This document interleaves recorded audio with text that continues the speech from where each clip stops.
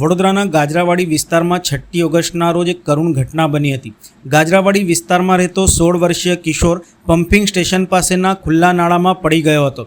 Fire બ્રિગેડે કિશોરનું rescue કરીને નાળામાંથી બહાર કાઢ્યો હતો, પરંતુ ત્યાં સુધીમાં તેણે જીવ ગુમાવી દીધો હતો। કિશોર દીપક પ્રવીણભાઈ દેવીપૂજકના મૃત્યુથી પરિવારજનોમાં શોકની લાગણી પ્રસરી જવા પામી હતી। ત્યારે આ જ વિસ્તારના ધારાસભ્ય અને ગુજરાત વિધાનસભાના મુખ્ય દંડક બાળકૃષ્ણ શુક્લ દ્વારા પરિવારજનોને સહાય મળી રહે તે માટે પ્રયત્નો શરૂ કર્યા હતા।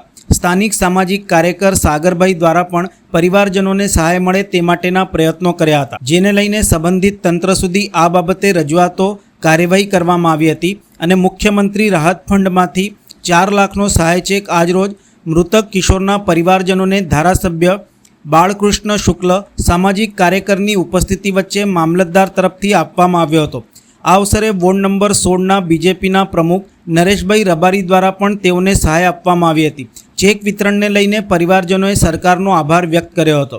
અમે ભારતીય જનતા પાર્ટીનો આભાર વ્યક્ત કરીએ છીએ અને માન્ય શ્રી અમારા રાવપુરાના વિધાનસભા બાળુભાઈ શુક્લાનો પણ આભાર વ્યક્ત કરીએ છીએ।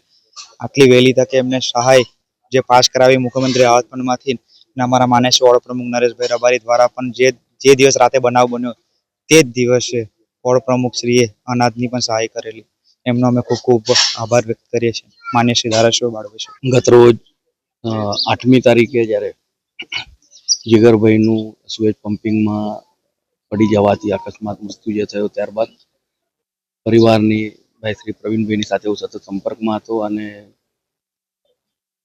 કોઈક રાહત મળી શકે તે માટે થઈને માનનીય મુખ્યમંત્રી શ્રીને રૂબરૂ મુલાકાત કરીને તેમને રજૂઆત કરતા તેઓના માનનીય મુખ્યમંત્રી શ્રી રાહત ફંડમાંથી ₹4 લાખ ચેક આજે તેમને આપેલો છે અને તે આપવા માટે કલેક્ટર કચેરીમાંથી ખાસ ફાલ્ગુનીબેન જે આપણા મામલતદાર શ્રી પોતે ઉપસ્થિત રહ્યા છે।